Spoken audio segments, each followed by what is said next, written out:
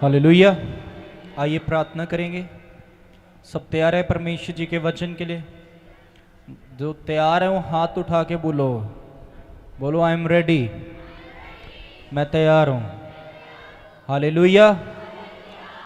तो मेरे साथ प्रार्थना में आगे बढ़ेंगे, आंखें बंद करके। परमपिता आपका धन्यवाद हो एक और बार जितने भी लोगों ने परमेश्वर बीज बोया, इनके लिए, इनके बोए हुए धन्यवाद के इन बीजों के लिए तेरा धन्यवाद खुदा, जिन्होंने जो जैसा बोए तू जानता, अपने वचन के अनुसार एक एक पैसे एक रुपए के बदले परमेश्वर आप इन्हें आज से ही 30 गुना 60 गुना 100 गुना हजारों गुना दे दीजिएगा। आकाश के जरों के खोल परमेश्वर, आशीषों की बारिशें कर, धनी आशीषित अपने लोग को बना, गरीबी से मुक्त कर, इनकी प्रार्थनाओं के उत्तर दे, मनोकामनाओं को पूरा करें। तेरा धन्यवाद हो परमेश्वर। मैं प्रार्थना करता हूँ अब इस समय खुदा तेरी वचन की सेवकाई के लिए परमेश्वर अपने लोग को तैयार कर। पवित्र आत्मा इनके ऊपर आ, इनके अंदर आ, इनके साथ आ, इनके मनों को तैयार करें अपने वचनों के लिए। पवित्र आत्मा मैं प्रार्थना करता हूँ कि इनके मन की आत्मिक भूमि को आप ऐसा तैयार करें कि आपके वचनों का अविनाशी बीज इनके मनों की आत्मिक भूमि में ऐसा बो दिया जाए कि अविनाशी बन जाएं, अनंत जीवन के लिए तैयार हो, उद्धार में बढ़ोतरी करें, आत्मिक बने, धार्मिक बने, पवित्रता में बढ़े। तो पवित्र आत्मा जी आइए, मैं आपका एक और बार स्वागत करता हूँ अपने दास के अंदर होकर, अपने लोगों को वचन की शिक्षा दें। पवित्र आत्मा एक एक शब्द एक एक बात जो आपके दास के मुख से निकले वो आपकी ओर से आपके आए सब लोग के लिए हो, और आपके सभी लोग ये वचन प्रचार को सुने समझे, अपने जीवनों में लागू कर शांति, आशीष, आनंद, चंगाई, छुटकारा, श्राप और बंधनों से आज़ादी को प्राप्त करें। पवित्र आत्मा जी आइए, आगे की सारी सभा में आपकी अगुवाई परमेश्वर जी आपकी रजामंदी को मांगते हैं और धन्यवाद दे तो ये प्रार्थना मांगते हैं प्रभु यीशु मसीह के सामर्थी नाम से मिलकर बोलेंगे आमेन। दोनों हाथ उठा के बोलो हालेलुया। प्रभु यीशु मसीह की जय। सब तैयार हैं? अपनी बाइबल्स खोले, अपनी बाइबल्स खोले। सब जो जो बाइबल लाए हैं खोलेंगे, और बाकी जो नहीं ला रहे हैं या जिनके पास नहीं है वो ले लो, लेके आया करो। एलईडी पे भी आज पढ़ सकते हैं अपने परमेश्वर के वचनों को। ध्यान से सुनना है आज परमेश्वर के वचन को। अपनी डायरी में हर एक वचन को नोट किया करें, बहुत ज़रूरी है। और पढ़ेंगे आज नए नियम से, रोमियो की पुस्तक से सीखते हैं।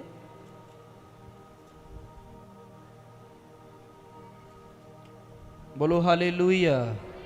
प्रभु यीशु महाराजा की जय। खोलो बाइबल, एक बार अपनी अपनी बाइबल दिखा दो। जो जो लाए हैं वो एक बार दिखा दो। हाँ, जिनके पास नहीं है वो काउंटर से ले लो, खरीद लो। जो नए हैं पहले नया नियम लेंगे, जो नया नियम लेके पढ़ चुके हैं वो पुराना पूरा फुल बाइबल वर्जन जो है वो लेंगे। पुराना नियम नया नियम दोनों उसमें है। और अपनी कॉपियाँ लगाओ। ये शिक्षा हो रही है यहाँ पे। ये जो आप संडे को आ रहे हो, आपको वचन सिखाया जा रहा है। परमेश्वर का वचन जो है वो सीखना पड़ता है, वो ऐसे नहीं आता। तो अपनी कॉपियाँ, अपनी डायरी साथ लेकर आया करो और लिखा करो। जो कुछ आप संडे को सीखते हो वो लिखा करो। आमीन।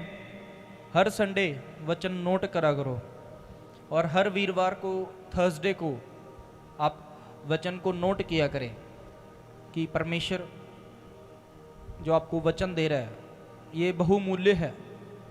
ये बस ऐसे ही यहाँ बैठे बैठे टाइम पास नहीं है, ये जीवन के लिए बहुत ज़रूरी है। इसके बिना मैं, आप, हम सब अधूरे हैं। आमीन। सारे 1 मिनट के लिए आंखें बंद करें एक और बार दोबारा। और मैं चाहता हूँ कि आप परमेश्वर से आज अपने मन की सारी बात खोल के रखो परमेश्वर के आगे। जो कुछ आप चाहते हैं परमेश्वर दे, आज उसको बोल दो, फिर वचन में आगे बढ़ेंगे।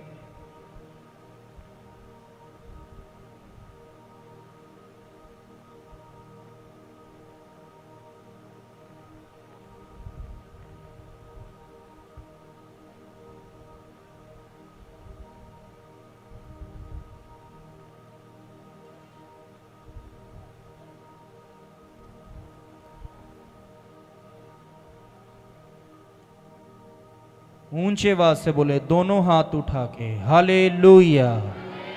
ध्यान से सुनना है। देखो, परमेश्वर के जो लोग हैं वो भावनात्मक नहीं हो सकते। भावनात्मक क्या होता है? हमारे जो परमेश्वर ने मनुष्यों को बनाया, उसके अंदर परमेश्वर ने भावनाएं डाली है। क्या डाला है? भावनाएं, इमोशंस कहते हैं, इमोशंस। अब अगर किसी को बहुत खुशी हो रही है, ये क्या है? इमोशन है, ये भावना है। खुशी की भावना अंदर जागृत हुई और खुशी मन से, मुंह पे, चेहरे पे दिखी। ऐसा ही होता है। अगर किसी को गुस्सा आता है, गुस्सा, क्रोध, वो क्या होता है? वो भी एक भावना है, इमोशन है। तो जब किसी को गुस्सा आया, मन से मुंह पे आया, मुंह से चेहरे पर दिख गया। ऐसा ही होता है कि नहीं? आसानी से समझ आ रहा है ना? अब कोई बहुत दुखी हो गया, परेशान हो गया, उसके मन में वो दुख था, उसके मन में वो परेशानियां थी, और वो मन से उसका दुख, उसकी परेशानी उसके मुंह, उसके चेहरे पर आ गई। ऐसा ही होता है। चेहरा देख के हम बता सकते हैं कि कौन खुश है, कौन क्रोधित है, कौन दुखी है, कौन परेशान है। चेहरा देख के पता लग जाता है।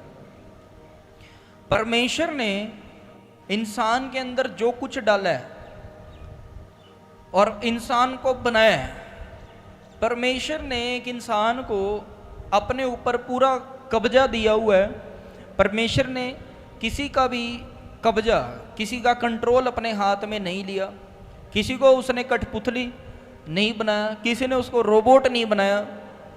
क्यों? वहाँ से बटन दबाए तो आप उठ जाओ, बटन दबाए तो लेट जाओ, बटन दबाए तो चर्च आ जाओ, बटन दबाए प्रार्थना कर लो, बटन दबाए दशवांश दे दो, बटन दबाए लड़ने लगे जाओ। ऐसा तो नहीं परमेश्वर ने हमको बनाया। बोलो, परमेश्वर ने हमको स्वतंत्र बनाया हुआ है, पूरा इंडिपेंडेंट बनाया है।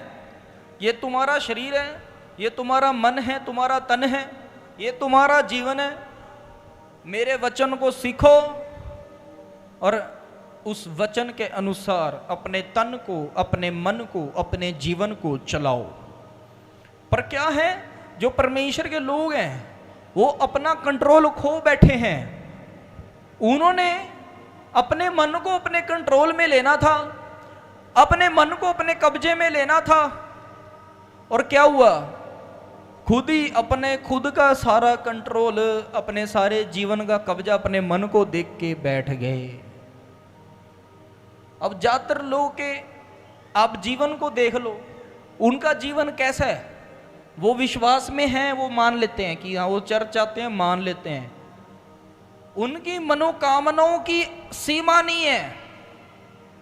उनकी प्रार्थनाओं के विषयों की जो लिस्ट है वो बहुत लंबी है। उनका मन संतुष्ट नहीं है, उनका मन नहीं भर पा रहा है, उनका मन उनको कंट्रोल कर रहा है।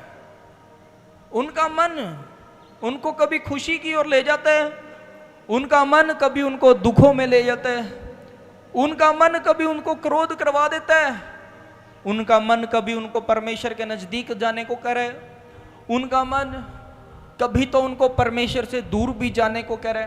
ये क्या है कि परमेश्वर ने तो हमको अपना खुद का कंट्रोल दिया, पर हम अपना खुद का कंट्रोल खो बैठे।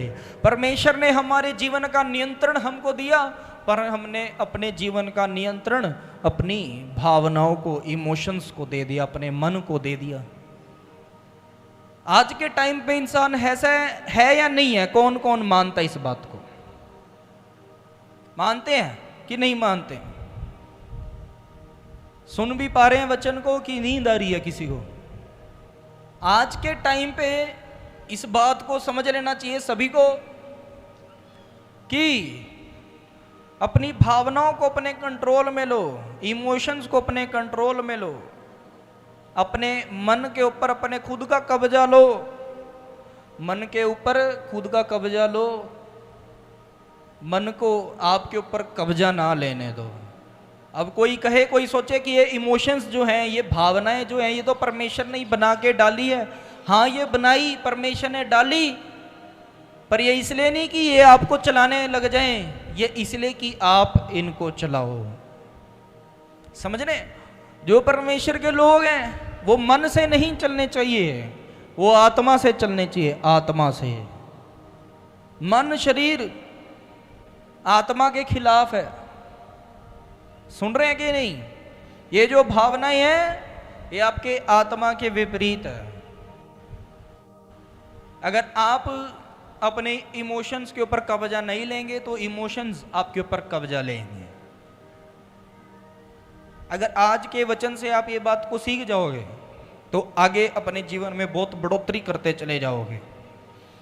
बढ़ोतरी के लिए ये वचन आपको सिखाया जाता है कि कोई भी अपने जीवन में परमेश्वर में आने के बाद उधर ही खड़ा ना रहे, आगे को बढ़ता जाए, परमेश्वर में भी अपनी आत्मिक उन्नति करता चला जाए और अपने जीवन के हर क्षेत्र में, हर कोने में वो परमेश्वर की आशीष को लेके आगे को बढ़ोतरी करता चला जाए। बोलो हालेलुया।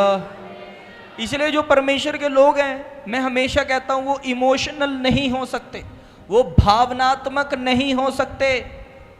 परमेश्वर के लोगों को अपने मन पे, अपने तन पे, अपने जीवन पे ऐसा नियंत्रण, ऐसा अधिकार, ऐसा कब्जा बना के रखना है कि हरदम वो ये बात को सोच के खुश रहे कि अब मैं परमेश्वर में आ गया हूं, अब मैं परमेश्वर के पीछे चल रहा हूं, अब मेरा खुदावंद, मेरा बाप वो प्रभु यीशु है, अब मैं उसी का बेटा या बेटी हूं, अब मैं उसी का चेला या चेली हूं, अब मैं कलीसिया हूं। हमको इन बातों के तहत, इन बातों को सोचते अपने मन के अंदर परेशानियों को, भावनाओं को कब्जा नहीं लेने देना। हमने अपना कब्जा अपने ऊपर बना के रखना है कि जो कुछ भी हो जाए कभी रोना नहीं है, हमेशा हंसते रहना है, परमेश्वर में आनंदित रहने वाले बन जाओ।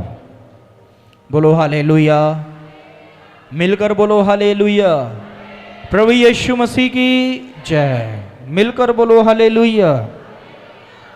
मैंने पिछले संडे आप लोगों को, जब मैं अपने फादर की टेस्टिमनी बता रहा था, मैंने आप लोगों को क्या बोला कि दुनिया के अंदर अगर सबसे मोस्ट डिफिकल्ट काम है, सबसे मुश्किल अगर कोई कार्य है, वो परमेश्वर की सेवकाई करना है, वो पास्टर होना है। और आपको पता है कि मैं कभी भी टेंशन नहीं लेता, कभी भी मैं कभी भी टेंशन नहीं लेता, कभी भी मैं चिंता नहीं करता, कुछ भी है नो प्रॉब्लम। आपको क्या लगता है मिनिस्ट्री को यहां तक लाना, इसको बना के रखना, इसको चलाना बहुत आसान है? नहीं है। जाके देखो कितने मिनिस्ट्रीज ने तो ताले लगा दिए हैं। पर मैं आप लोगों को बता रहा हूं ये भले ही बहुत मुश्किल है, ये बहुत संघर्ष का काम है, क्योंकि ये परमेश्वर का वो काम है जिसके बदले स्वर्ग में मुकुट मिलने वाला है। और जो इस काम के अंदर शामिल होते हैं उनको स्वर्ग में बहुत बड़े बड़े मुकुट मिलने वाले हैं। धरती पे वो अधिकारी होंगे, अधिकारी। धरती पे उनकी संतान आशीष को पाएगी। ये वचन में क्लियर है, वेरी मच क्लियर है। मैं कभी भी टेंशन नहीं लेता, मैं कभी भी चिंता नहीं करता, चाहे कुछ भी होए, जितनी मर्जी मुश्किल आ जाए, जितनी मर्जी बड़ी मुश्किलें आ जाएं, जितने मर्जी बड़े संघर्ष आके खड़े हो जाएं, जितने मर्जी चैलेंजेस आए, मैं हमेशा खुश रहता हूं, मैं हमेशा आनंदित रहता हूं।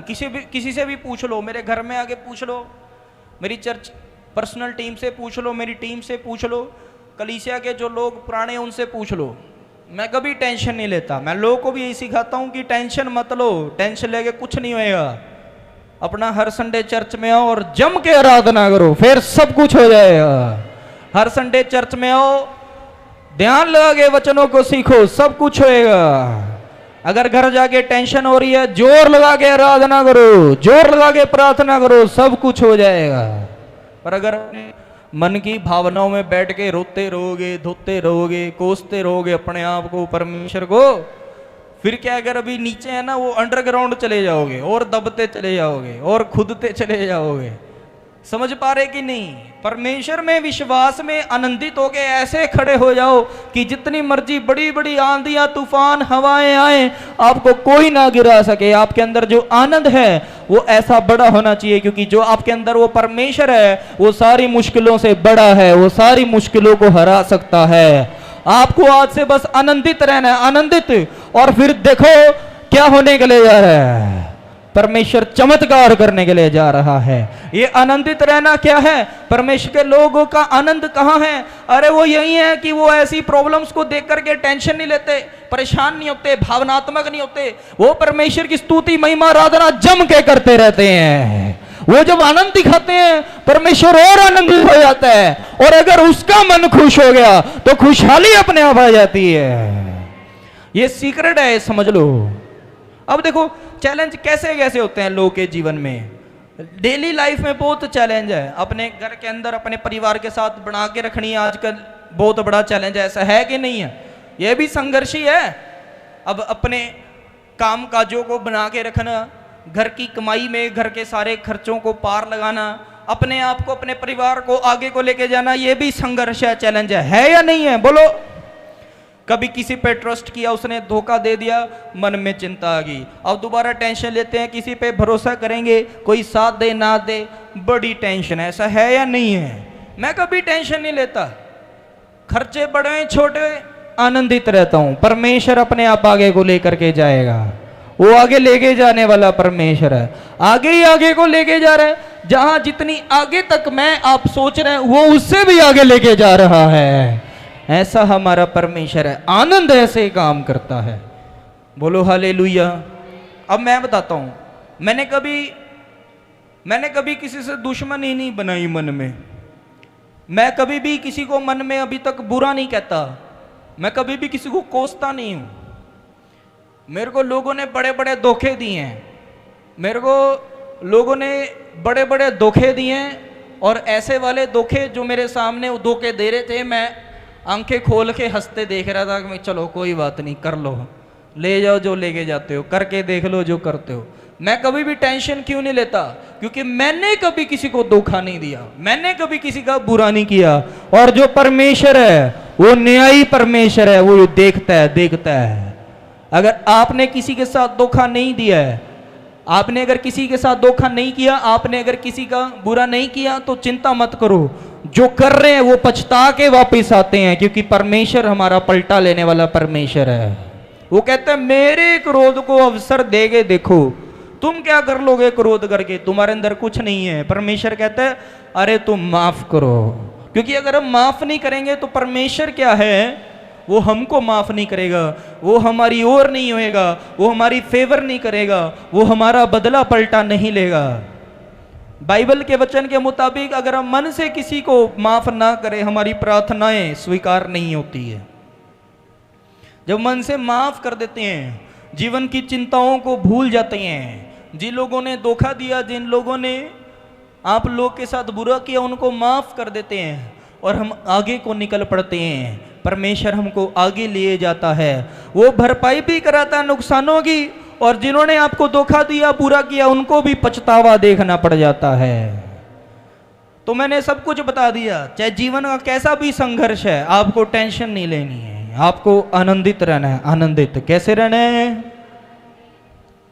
जीवन के अंदर कोई भी किसी की वजह से अगर परेशानी है, आपको टेंशन नहीं लेनी है। आपको क्या करना है? आपको आनंदित रहना है। क्या रहना है? आनंदित रहना है।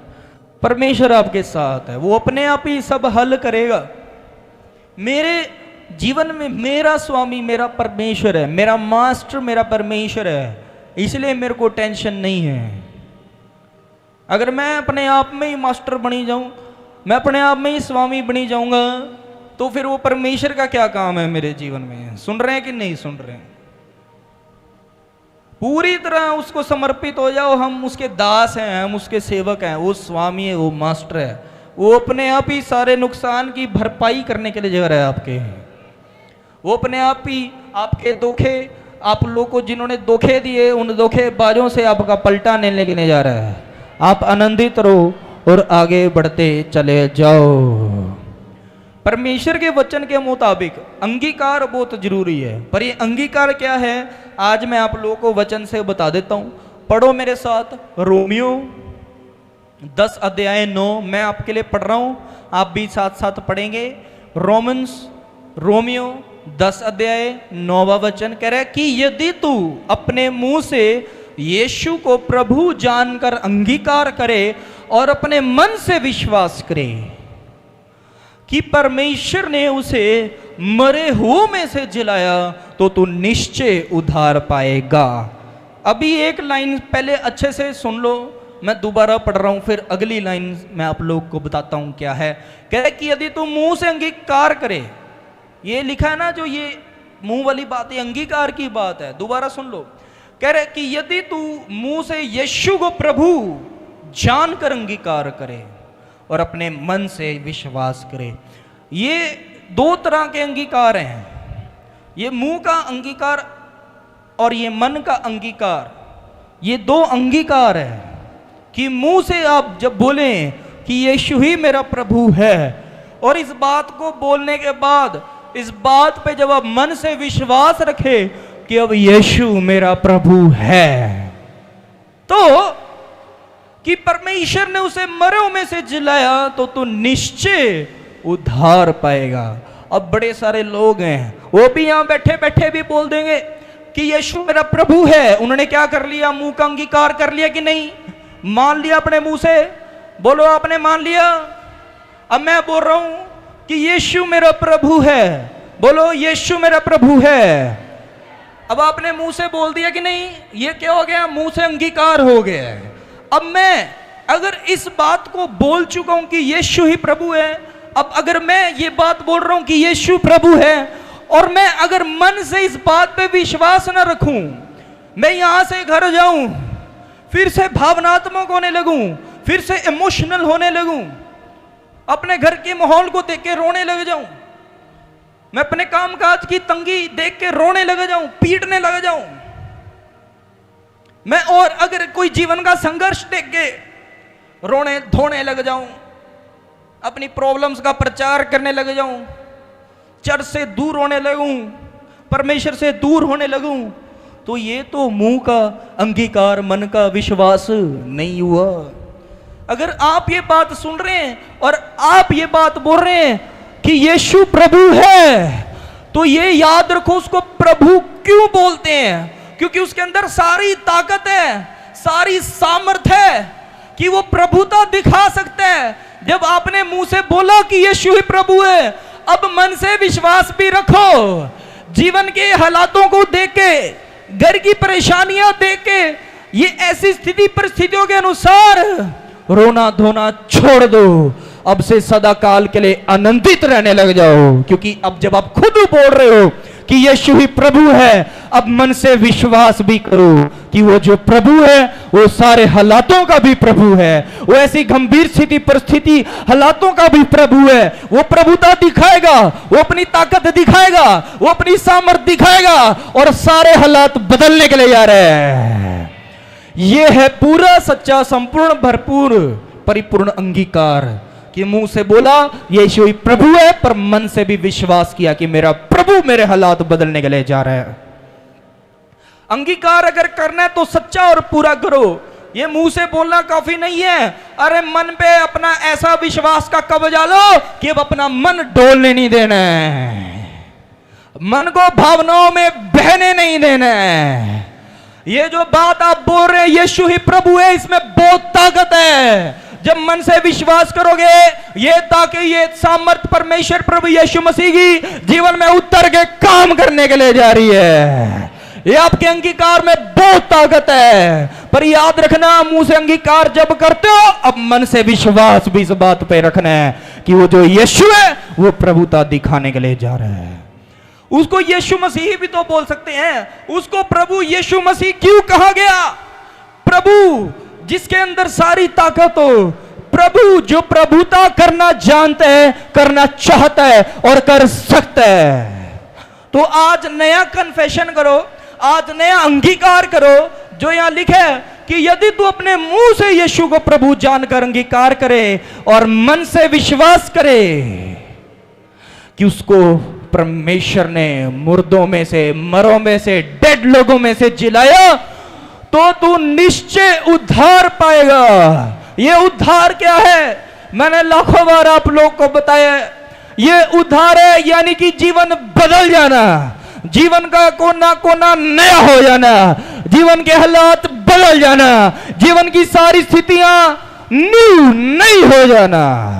पर ये अभी तक क्यों नहीं बदला? अभी तक ये उधार, ये सुधार, ये बदलाव, ये नया क्यों कुछ नहीं हुआ? क्योंकि अभी सिर्फ मुंह से बोल रहे थे पर मन में विश्वास नहीं भरा था। ये बात यहां पे क्यों लिखी गई है?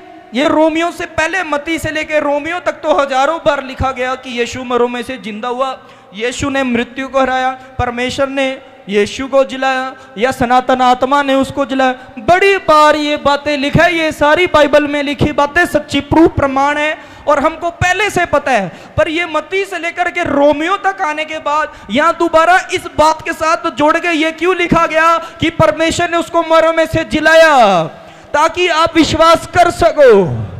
अभी आप विश्वास क्यों नहीं कर पा रहे? क्योंकि आप ये बात जो यहां लिखी है कि परमेश्वर ने उसको मरों में से जिलाया, इसको नहीं सोच रहे हो, इसको नहीं देख रहे हो। आप अपनी स्थितियों को देख रहे हो, अपने हालातों का सोच रहे हो। अब पहले क्या करो, आज यहां बैठे बैठे और हर दिन अब यही करना, मुंह से यही अंगीकार करना कि यीशु मसीह ही प्रभु है। और अब ये मन पे विश्वास करना। क्यों? अरे जो परमेश्वर, जो प्रभु यीशु मृत्यु को हरा सकता है, अरे जो मृत्यु को हरा के खुद ब खुद कब्र को फाड़ के बाहर आ सकता है, अरे वो क्या आपके हालातों को नहीं हराएगा? बोलो, क्या वो आपकी स्थितियां नहीं बदलेगा? मुंह से बोलो। अरे अगर जो यीशु मसीह मृत्यु को हरा के जीवित हो गया, वो आपको भी जीवित करने के लिए जा रहा है। आपके घर के टूटे फूटे रिश्ते, मरे हुए रिश्ते नातों को जीवित करने के लिए जा रहा है। आपके मरी सी कमाइयां, मरे से काम काजों को वो जीवित करने के लिए जा रहा है। जीवन का कोना कोना जीवित हो रहा है, उज्जवल हो रहा है, उज्जवल लाइट चमक रही है। यीशु मसीह ही प्रभु है। तो आज ये मुंह से अंगीकार कर लो और मन से विश्वास कर लो। क्यों? क्योंकि ये यीशु है जिसने मृत्यु को हराया। अब आपका निश्चय उद्धार होएगा, आपका जीवन बदलेगा, आपका जीवन वो यीशु मसीह नया करने के लिए जा रहा है। अब ये बात आप लोगों को समझ आ रही है कि नहीं आ रही है? जिसको समझ आ रही है बोलो हालेलुया।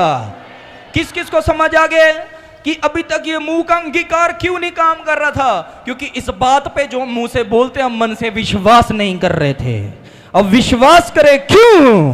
क्योंकि वो यीशु मृत्यु को हरा चुका है, वो मृत्यु को हराने वाला है। वो हमारे जीवन में ऐसा काम करने के लिए जा रहा है कि ये जो हमारा जीवन है, हम जीते जी मरा सा जी रहे हैं, मरा मरा सा जीवन है, इसको वो जीवित करने के लिए जा रहा है।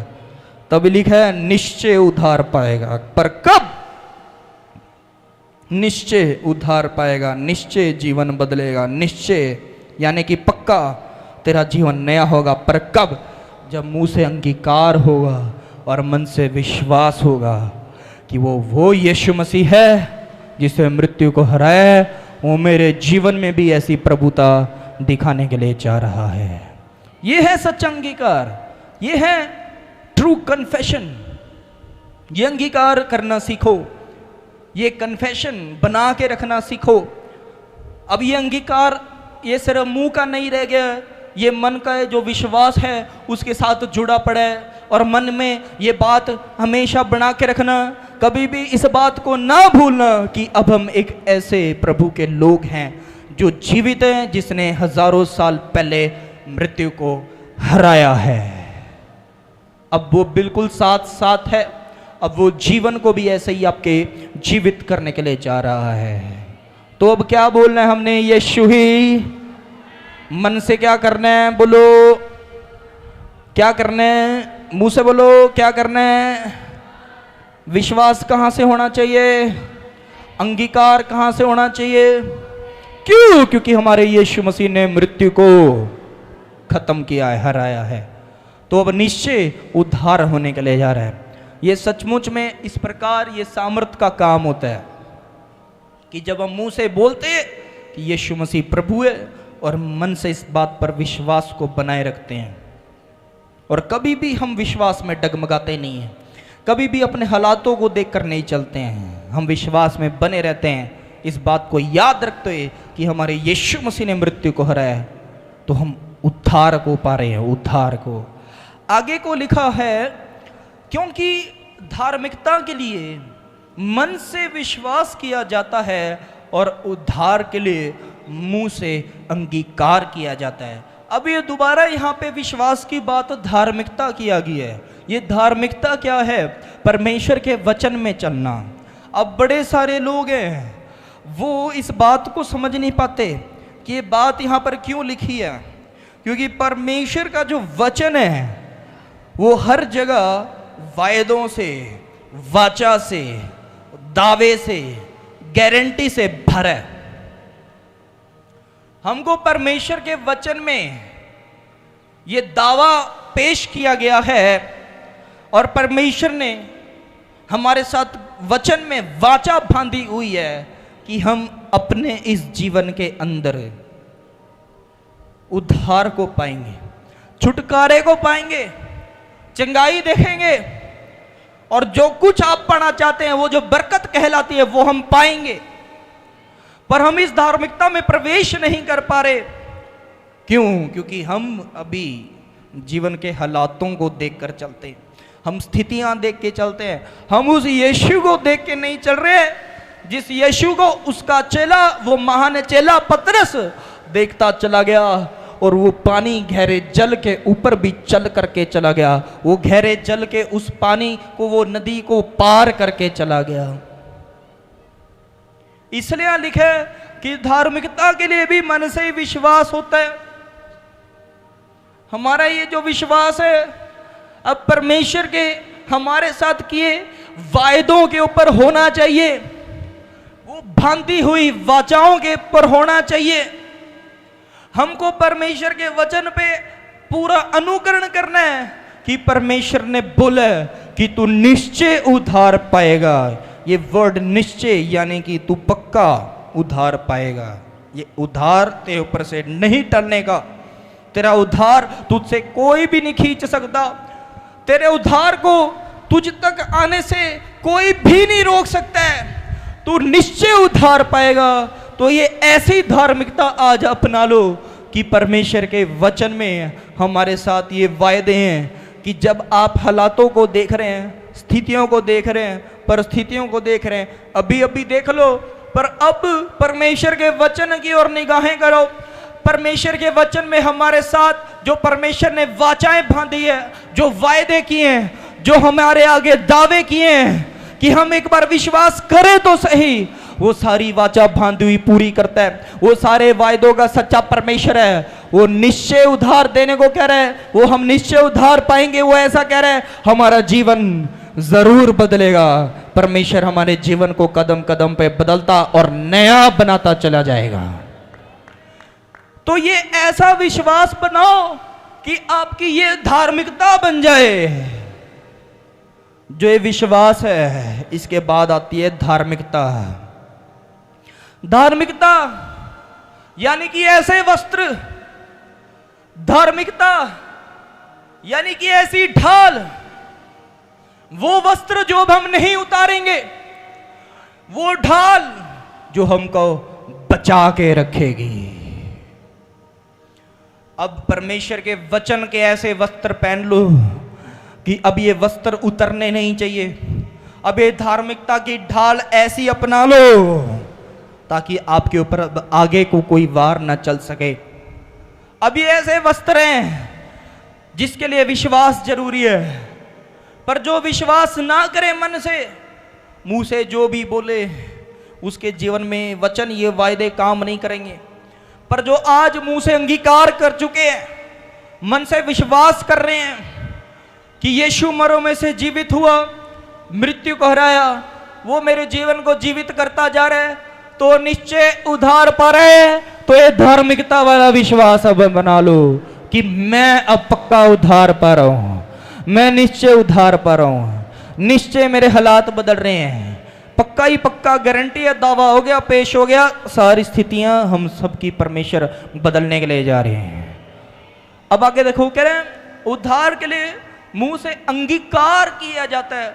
अब ये जो उद्धार है जिसके लिए हमने धार्मिकता को सीखा है, जब आप लोग और आगे को बढ़ते हैं, परमेश्वर हमको नहीं ये बात कहता कि तुम्हारे जीवन के अंदर तुम कभी भी परखे नहीं जाओगे, या परीक्षाएं तुम्हारे निकट नहीं आएंगी, या कोई परेशानी कभी नहीं आएंगी। परमेश्वर के बाद, परमेश्वर में आने के बाद, परमेश्वर को जीवन सौंपने के बाद भी कुछ समय के गैप के बाद चिंताएं आ सकती हैं, नई परेशानियां भी जागृत हो सकती हैं, हमको प्रॉब्लम्स फेस करनी पड़ सकती है। पर याद रखो, ये सारी बातों के लिए एक वर्ड हमने सीखा है। परमेश्वर ने क्या बोला? जब तुम नाना प्रकार की परीक्षाओं में पड़ो, अपने आप को धन्य जानो। धन्य, नाना यानी कि जब तरह तरह की परीक्षाएं तुम्हारे जीवन के तरह तरह के मोड़ों पर आए, तो अपने आप को धन्य जानना है। धन्य। अब ये क्या है? ये धार्मिकता है कि जब अब मेरे जीवन के अंदर मैंने कोई परेशानी देखी, अब अपने जीवन के अंदर मैंने कोई नई प्रॉब्लम आती हुई देख ली है, तो मैंने याद करना है कि मैंने धार्मिकता को अपना है। परमेश्वर का वचन क्या सिखाता है कि जब तू नाना प्रकार की परीक्षाओं में पड़े, यानी कि जब तू तरह तरह की प्रॉब्लम्स को आता देखे, तो तू धन्य हो जाइए। धन्य मानना अपने आप को धन्य है। तो आनंद मनाना जरूरी है या नहीं है? बोलो। परमेश्वर का जो वचन है वो हमको परीक्षाओं के विषय में बताता है कि जब कभी किसी पर परीक्षा आई है, परमेश्वर ने उसको एक रॉकेट की तरह लॉन्च किया। लॉन्च, वो लोगों ने आसमानों को छू लिया है, क्योंकि उन्होंने धार्मिकता का जो अपनाया था, वो धार्मिकता ऐसी स्थिति परिस्थितियों के अंदर अपनी दिखाई है। परमेश्वर की ब्लेसिंग ऐसे ही नहीं मिल जाती, परमेश्वर के द्वारा जीवन के अंदर बरकत ऐसे ही नहीं दिख जाती।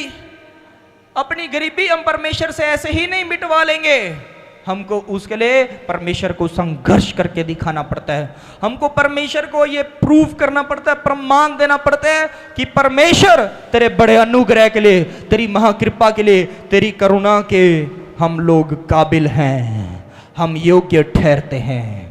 फिर परमेश्वर ऐसा करता है। तो कह रहा है उद्धार के लिए मुंह से अंगीकार किया जाता है। तो यानी कि अब जब आगे को आप जीवन के अंदर चल रहे हो, जब समय समय पर आपको उद्धार चाहिए, समय समय पर आप चाहते हो कि आपके हालात बदलते जाएं, तो आज ये जो नया अंगीकार आप सीख रहे हो, इसको भूलना नहीं है कि आपका विश्वास अब उस यीशु पर है जो मृत्यु को हरा चुका है। अब इस बात को अपनी धार्मिकता बना लो, परमेश्वर के वचन को अपनी ऐसी धार्मिकता बना लो। अब इस धार्मिकता को अपने से आगे लेकर के चलो, परमेश्वर जीवन बदलता है। आगे देखो, क्यों हमको ये मुंह से जो ये अंगीकार है, ये मन से जो विश्वास है अपने उद्धार के लिए जीवन के हर कदम पे बना के रखना क्यों जरूरी है, और इतने दावे के साथ वचन के अंदर क्यों बोला गया है? पढ़ लो आगे। कह रहा है क्योंकि पवित्र शास्त्र यह कहता है, यानी कि परमेश्वर का वचन ये सिखाता है कि जो कोई उस पर विश्वास करेगा वो लज्जित नहीं होएगा, उसकी बेइज्जती नहीं होगी, वो परमेश्वर के द्वारा अपने जीवन के अंदर महिमा पाएगा, उसके जीवन के अंदर परमेश्वर की महिमा जरूर होगी।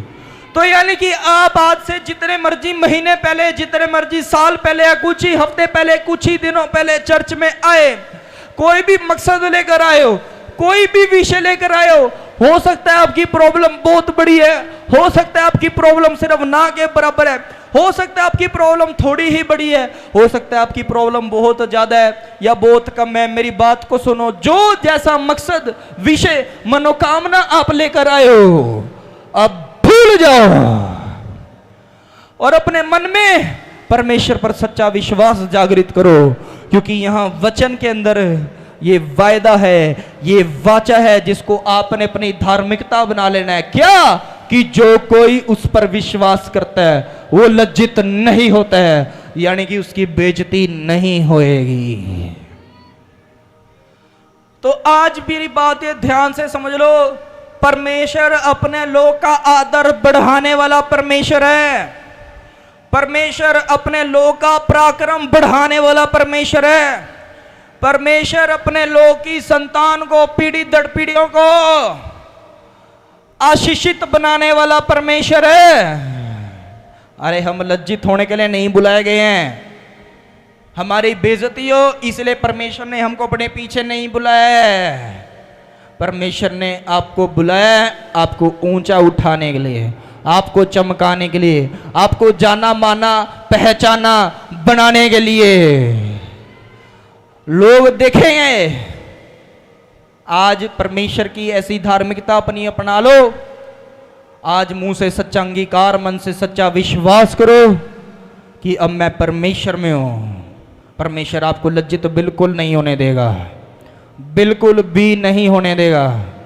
आप लोग देखोगे आपके जीवन के अंदर परमेश्वर ऐसे ऐसे कामों को करेगा, आपके जीवन में परमेश्वर की महिमा होगी और लोग देखेंगे, लोग अपने आप देखेंगे। आज जो आपकी बेइज्जती करते हैं, आज जो आपके घर की परेशानियों को देखकर हंसते हैं, आज जो आपको तुच्छ जानते हैं, नीच छोटा जानते हैं, वो ही लोगों के सामने आप सबसे ऊंचे होने के लिए जा रहे हो, आप दूर से चमकने वाले बनने के लिए जा रहे हो। वचन में हमने देख लिया, हमने सुन लिया, अब समझ भी लो कि जो उस पर विश्वास करेगा वो लज्जित नहीं होएगा, तो लज्जित नहीं होएगा। बस यही बात खत्म हो गई है। वो महिमा देखेगा, महिमा होएगी, महिमा। तो आज ये मुंह का अंगीकार अपना नया बना लो। आज के बाद मुंह से कभी ना बोलना कि मैं तो बीमारी में हूं। आज के बाद मुंह से कभी ना बोलना मेरा काम अच्छा नहीं है। आज से मुंह से कभी मत बोलना मैं बहुत कर्जे में हूं। आज से मुंह से कभी मत बोलना मैं बहुत दुखी हूं या बहुत परेशान हूं। मुंह से बोलना कि अब मैं यीशु मसीह का बेटा बेटी हूं। मुंह से अंगीकार करना कि अब मेरा प्रभु वो यीशु है। पहले मैं दुखी था, पहले मैं सुखी ना था, पहले मैं परेशान था, पहले मैं खुशहाली में ना था, क्योंकि तब मेरा जो प्रभु है वो यीशु नहीं था। पर अब मेरा प्रभु यीशु है जिसने मृत्यु को हराया है, और जो उस पर विश्वास करता है वो लज्जित नहीं होता है। ये अंगीकार होना चाहिए, ये मन का विश्वास होना चाहिए, ये आपकी धार्मिकता होनी चाहिए, तो जरूर आप उद्धार पा रहे हैं। आप लज्जित नहीं हो रहे हैं, आप चमकने के लिए जा रहे हैं, चमकने के लिए जा रहे हैं। हम शाइन करने जा रहे हैं बहुत आयत से। बोलो हालेलुया। और आप एक बात को देखना, जो लोग अक्सर अपने मुंह से बोलते रहते हैं, यही वो नेगेटिव क्लेम करते रहते हैं, गलत अंगीकार करते रहते हैं, वो लोग उन प्रॉब्लम से कभी बाहर नहीं आए। ये भी नहीं कि आ गए थे दोबारा, वो आए ही नहीं।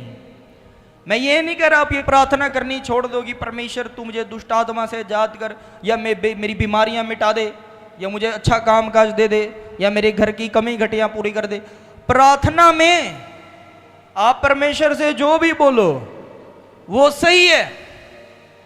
प्रार्थना से उठने के बाद हमेशा यही अंगीकार करो कि अब मेरा प्रभु यीशु है, वो मुझे लज्जित नहीं होने देगा। तो अब ये मुंह से अंगीकार भी हो गया, मन से विश्वास भी हो गया, अब ये आपकी धार्मिकता भी बन गई है, तो सब हो चुका है।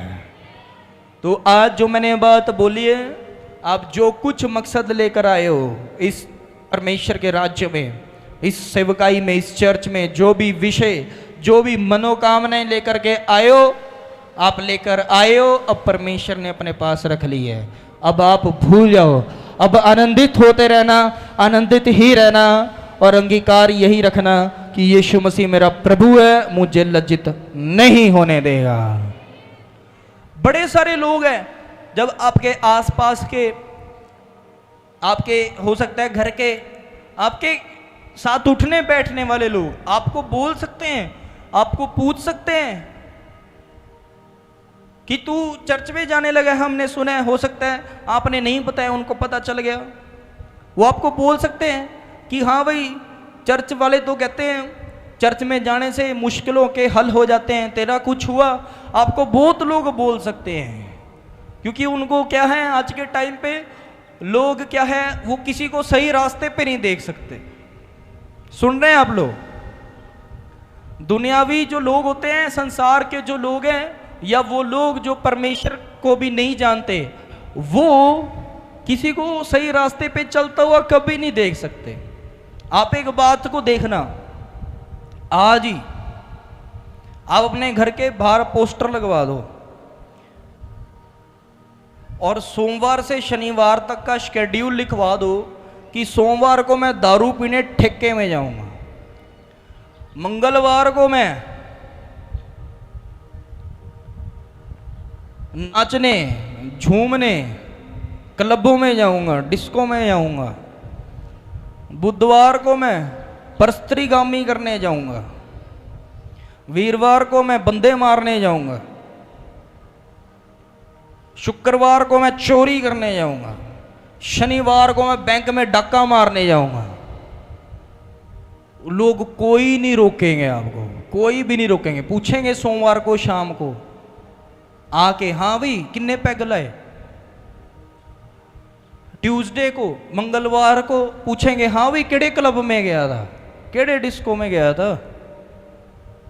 बुधवार को पूछेंगे, हाँ भाई कहाँ गया था, हमको भी लेके चलो, पैसे हम लगा देते हैं। वीरवार को पूछेंगे, हाँ भाई किस किस नू चक के आया भाई, दिखा, साढ़े भी 2-3 जने चकवा दे। शुक्रवार को पूछेंगे कहाँ चोरी की है, बढ़िया की है। शनिवार को देखेंगे डाका मारे, बड़े डाकू बन गए हैं, बड़ा नाम हो जाएगा। कोई नहीं दुख खेद जताएगा, कोई नहीं आपको रोकने आएगा। पर वो पोस्टर जब फाड़ के लगा दोगे, संडे नू असी राजपुरे चर्च जाना है, सारे घर के बाहर आगे हो जाएंगे, क्यों जा रहे हो, कैसे जा रहे हो, नहीं जाना चाहिए, छोड़ना नहीं है, वे फलाना ढमकाना। समझ रहे कि नहीं? ये दुनिया के काम है, दुनियावी लोगों के काम है। आप सही रास्ते पे जाओगे, आपको रोकने के लिए शैतान इंसान बड़ी डोरियां पाए, बड़ी संगड़ा पाने की कोशिशां करेंगे।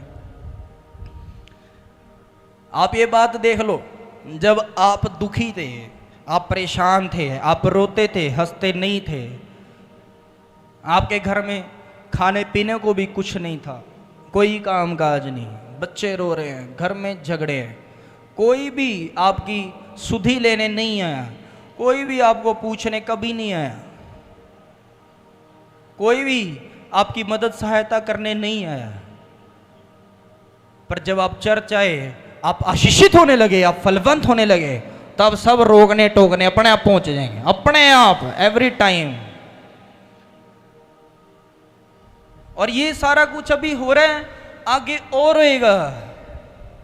जब आपको कोई भी पूछे, कोई भी बताए, आपके मुंह का अंगीकार यही नजर आए कि अब मेरा प्रभु यीशु है। बोले प्रॉब्लम्स तो तेरी ठीक नहीं हुई, समस्याएं तो तेरी गई नहीं, सीधा बोलना वो मेरा प्रभु है, मुझे लज्जित नहीं होने देगा। अपनी भविष्यवाणी उनको खुद ही बताया ना, बोलना थोड़े ही दिन बाद तुम भी मेरे साथ जाने को तैयार मिलोगे, क्योंकि मैं चमकने के लिए जा रहा हूं। मेरा परमेश्वर वो है जो लज्जित नहीं होने देता। बोलो हालेलुया। समझ में आ रहा है आप लोगों को कि नहीं आ रहा? जो परमेश्वर है वो सच्चा परमेश्वर है, उसके पीछे ऐसी सच्चाई से चलना पड़ता है। बोलो हालेलुया। और ये परमेश्वर को विश्वास होता है कि उसके लोग उसको धोखा नहीं देंगे, उसके साथ दगाबाजी नहीं करेंगे।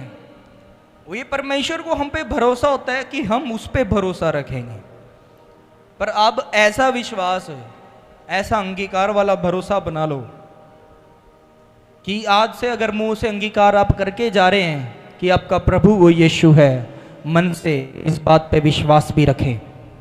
याद रखें कि हमारे प्रभु ने मृत्यु करा है और वो ऐसा काम कर चुका है जो धरती पर ना तब किसी ने किया था, ना अब तक कोई कर पाया, ना कोई कर पाएगा। उसने हमें ये धार्मिकता अपनाने के लिए बोला है। इस बात को अपनी धार्मिकता बनाओ, अपनी आड़ बनाओ कि हमारा परमेश्वर वो है जो अपने लोगों को लज्जित नहीं होने देता, तो वो हमें लज्जित नहीं होने देगा। बस इसलिए मैंने बोला, जो कुछ परेशानी तंगी आप चर्च में लेकर आए थे, उसे आज भूल जाओ। और याद क्या रखना है कि हमारा प्रभु जीवित है और वो लज्जित नहीं होने देगा। अब हमेशा आनंदित दिखने चाहिए आप सब, आपके मुंहों पर, आपके चेहरों पर वो परमेश्वर का आनंद चमकना चाहिए। आनंद हो जाए, आनंद होए। आमेन। तो समझ में आ रहा है आप लोगों को कि नहीं आ रहा है? समझ आ रहा है। आगे देखते हैं, एक और वचन पढ़ो। अब यहां देखो, अब अंगीकार के साथ आता है अधिकार। मन में अधिकार भी होना बहुत जरूरी है। क्या होना चाहिए? हाँ, अथॉरिटी, अधिकार। अब मेरी बात सुनो, परमेश्वर ने ही सारा कुछ बनाया। सारी पृथ्वी की सृष्टि किसने करी? परमेश्वर ने ही स्वर्ग में स्वर्गदूतों को बनाया। परमेश्वर ने ही पृथ्वी की सृष्टि की।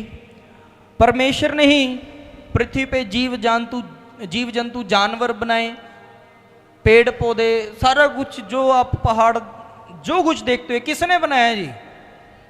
पर याद रखो, परमेश्वर ने स्वर्गदूतों को अपना बेटा नहीं बोला। परमेश्वर ने स्वर्गदूतों को अपना बेटा, अपने बच्चे होने का अधिकार नहीं दिया। परमेश्वर ने ही स्वर्गदूतों को भी बनाया, हमको भी बनाया। परमेश्वर ने ही पृथ्वी और पृथ्वी पे जो कुछ हम देखते हैं उसको बनाया और हमको भी बनाया। पर परमेश्वर ने ना स्वर्गदूतों को, परमेश्वर ने ना ही पृथ्वी पर दिखने वाली किसी भी प्रकार की कोई भी सृष्टि को अपना बेटा या अपनी बेटी, अपने बच्चे नहीं बोला। कभी ये बात को आपने सुना या सोचा?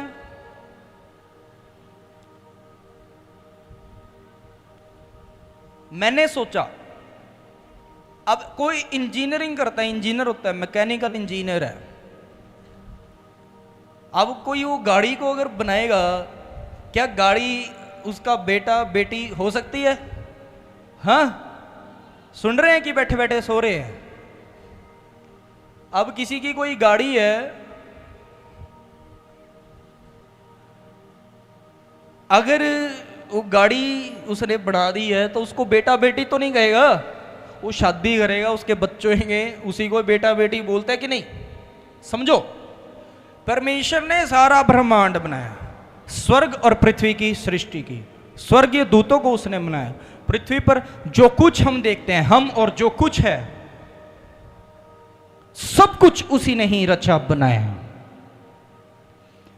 पर बेटा बेटी उसने मुझे और आपको ही बनाया, बस। तो मैंने अंगीकार मुंह से, मन से, धार्मिकता, ये आपको बता दिया। ये बताओ पहले, समझ आया था कि नहीं आया? अभी रोमियो 10 की बात समझ आई कि हमने मुंह से अंगीकार हमेशा यही रख रहे कि प्रभु हमारा यीशु है, और मन में ये विश्वास हुए कि उसने मृत्यु को हराया। अब ये बात धार्मिकता बन जाए आपकी कि अब इसको कभी नहीं छोड़ना है, कि परमेश्वर हमें लज्जित नहीं होने देगा, वो महिमा देगा। अब मन के अंदर सही विश्वास अंगीकार के साथ होना चाहिए अधिकार। पढ़ो अब मेरे साथ, ध्यान से सुनो। कह रहा, क्योंकि तुमको दास्तव का आत्मा नहीं मिला कि फिर भयभीत हो, परंतु लेपाल कपन की आत्मा मिली है, जिससे हम हैं अब्बा, हे पिता कहकर पुकारते हैं। ध्यान से सुनो, ये दास्तव का आत्मा नहीं मिला हमको। परमेश्वर ने हमको लेपाल कपन का आत्मा दिया है। दास्तव का आत्मा क्या है? दास्तव का आत्मा क्या है और लेपाल कपन का आत्मा क्या है? ये लिख लेना ताकि आप याद रखो। दास्तव का आत्मा, जैसे कोई घर के अंदर किसी को नौकर बना के रखता है और उस पर अत्याचार होता है, वो है दास्तव का आत्मा। अब ये भी नोट डाउन करो, लेपाल कपन क्या है? लेपाल कपन, यानी कि पालन पोषण। अब कोई किसी का पालन पोषण क्यों करेगा? वो तब ही तो ही करेगा अगर वो उसका खुद का बच्चा बेटा बेटी होएगा। तो अब हमको डरने घबराने की जरूरत नहीं है, क्योंकि हम पहले प्रभु यीशु मसीह के नहीं थे। हम जो थे, जिसके थे, जहां थे, हम दास्तव के आत्मा में थे। याद रखना, जो मैंने लिखवाया वो देख लो कि वो दास्तव का आत्मा कौन सा कैसा होता है। अब हम प्रभु में जब आ गए, हमें लेपाल कपन का आत्मा मिल गया। पहले दास्तव के आत्मा में थे, तब डरते थे, घबराते थे, भयभीत होना तब सही था, क्योंकि तब हमारा प्रभु यीशु नहीं था। अब हमारा प्रभु यीशु है, अब हमें लेपाल कपन का आत्मा मिला है। अब हमको खुश होना है, आनंदित होना है। क्यों? क्योंकि अब हम आधिकारिक रूप से पूरे अधिकार के साथ सारे ब्रह्मांड को रचने चलाने वाले परमेश्वर के बेटे बेटियां हैं। अब एक जो बच्चा है, उसको अपने बाप को ये बात बोल के जताने की जरूरत नहीं है कि हे मेरे पिता, तेरी सारी दौलत, तेरी सारी शोहरत अब मेरी है। या उसको जाके कोर्ट में क्लेम करने की जरूरत नहीं है कि जो कुछ मेरे पिता का है अब वो सब मेरा है।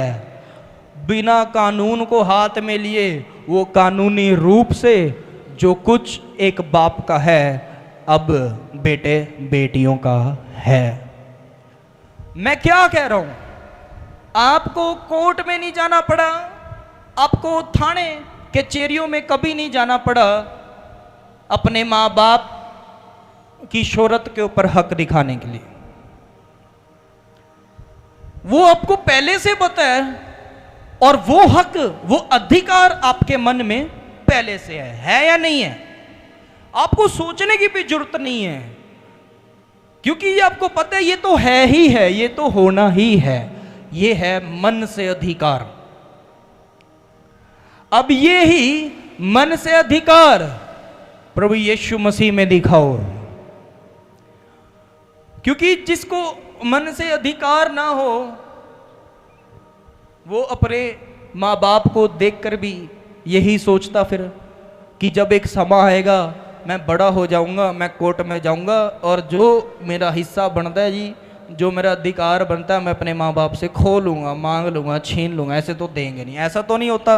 क्या दुनियावी रीत क्या है कि जो कुछ माँ बाप का वो ही, बोलो मुंह से, जो कुछ माँ बाप का वो ही बच्चों का। तो ये मन से अधिकार पहले से है या नहीं है?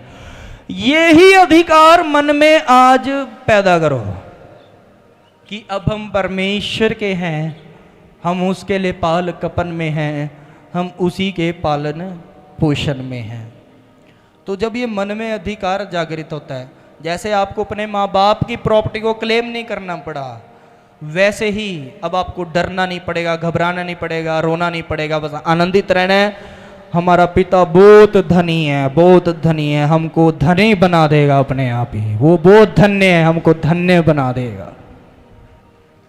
देखो, पढ़ लो, कह रहे क्योंकि तुमको दास्तव की आत्मा नहीं मिली कि फिर भयभीत हो, परंतु लेपाल कपन की आत्मा मिली है, जिससे हम हे अब्बा, हे पिता कहकर पुकारते हैं। कह रहे लेपाल कपन की आत्मा मिली है, और उस आत्मा की वजह से हम हे अब्बा कह के, हे पिता कह के उसको पुकारते हैं। पुकारने यानी कि बुलाना। कह रहा है कि अब हमको ऐसा आत्मा मिल गया है कि अब उसको हम हक से बोलते हैं, हे अब्बा मेरी सुन, हे पिता मेरे लिए कर। तो वो करता है, उसको पता है मेरे बेटे बेटियां हैं, और किसको बोलेंगे। समझ रहे कि नहीं? समझ आ रहा है? मुंह का अंगीकार पहले समझ आ गया था, अब मन का अधिकार समझ आ रहा है? नहीं आ रहा है?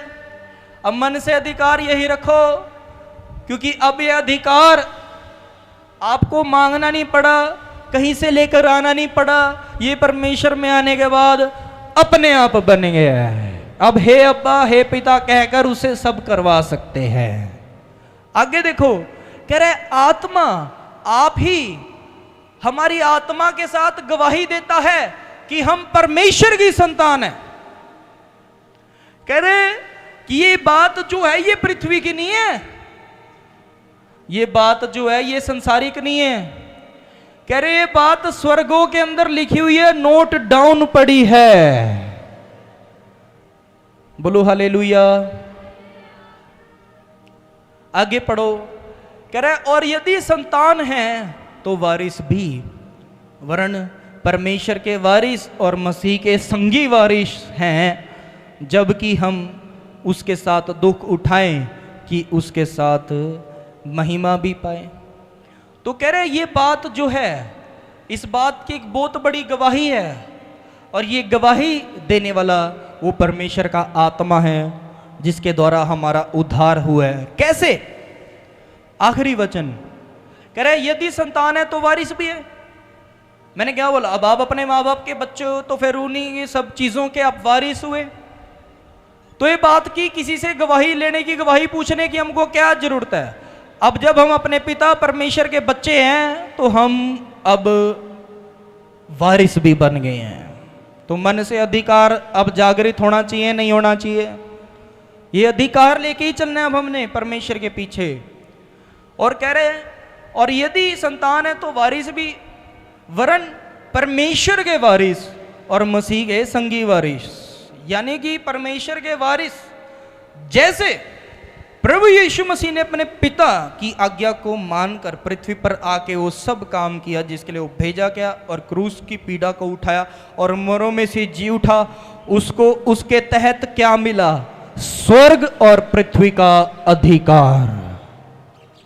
जैसे हमारा प्रभु यीशु अपने पिता को, पिता की आज्ञा को मान करके सिर्फ पिता का बेटा नहीं रहा, स्वर्ग और पृथ्वी का अधिकारी ठहर गया, वैसे ही हम यीशु मसीह के साथ एक संगी वारिस है कि यदि हम भी अब अपने परमेश्वर यीशु मसीह का सच्चा अंगीकार, जो कि अब हमारी धार्मिकता है, बना के रखेंगे, तो ये बात सच हो गई है कि यदि संतान है तो अब वारिस भी हो जाएंगे। जैसे यीशु मसीह को ये रिवॉर्ड मिले कि वो स्वर्ग पृथ्वी का अधिकारी है, अब आप पूरे हक और अधिकार से परमेश्वर से सब कुछ बोल सकते हैं और मांग सकते हैं। आमीन। आखिरी वर्ड देखो, कह रहा है जबकि हम उसके साथ दुख उठाएं कि उसके साथ महिमा भी पाए। जैसे कुछ समय का दुख यीशु मसीह को उठाना पड़ा और उस कुछ समय के दुख के बाद हमेशा काल की महिमा उस यीशु मसीह को मिली है, वैसे ही यदि हमको अपने जीवन में समय समय पर दुख उठाना भी पड़ जाए, परमेश्वर हमें हमेशा काल के लिए महिमा भी देगा। आमीन। समझ में आ गया है? तो अपना अंगीकार आज चेंज करो। अब आपके मुंह का अंगीकार आपकी प्रॉब्लम का ना होए, कभी भी आपके मुंह का अंगीकार होए कि यीशु मेरा प्रभु है, जिसने मृत्यु को हराया, वो मुझे लज्जित नहीं होने देगा। वो क्या देगा? महिमा देगा। तो पहली महिमा अंगीकार से। दूसरा, अब अपने मन में ये बात बिठा लो कि अब हम परमेश्वर के बेटे बेटी हैं, तो अब हम उस परमेश्वर के, पूरे उस परमेश्वर के ही वारिस बन गए हैं। परमेश्वर हमारा है और हम उसकी रिस्पॉन्सिबिलिटी है, जिम्मेवारी है। तो दूसरी महिमा इस मन के अधिकार से आ जाएगी।